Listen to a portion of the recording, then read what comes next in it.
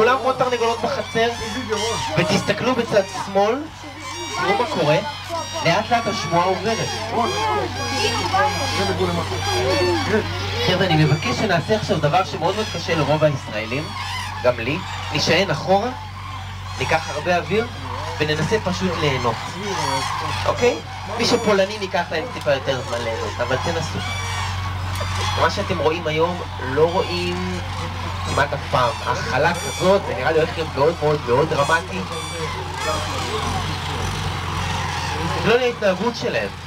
מה שקורה, התירס נמצא בתוך העגלה, יוצא מצידה התחתון ומפוזר בעוצמה באמצעות דיסק שיש מתחת. עכשיו הוא עוד לא פיזר שום דבר המאכיל, אבל הוא בדרך שלנו. טוב, אני סתום ואתם בסדר.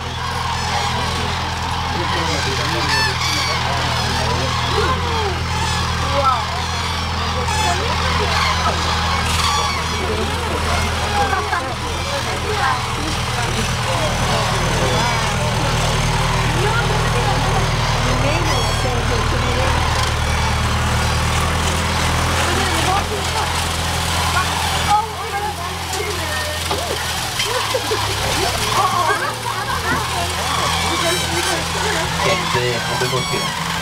תקשיבו, אני מבקש לשבת, בסדר? ככל שנעמוד פחות נראה יותר.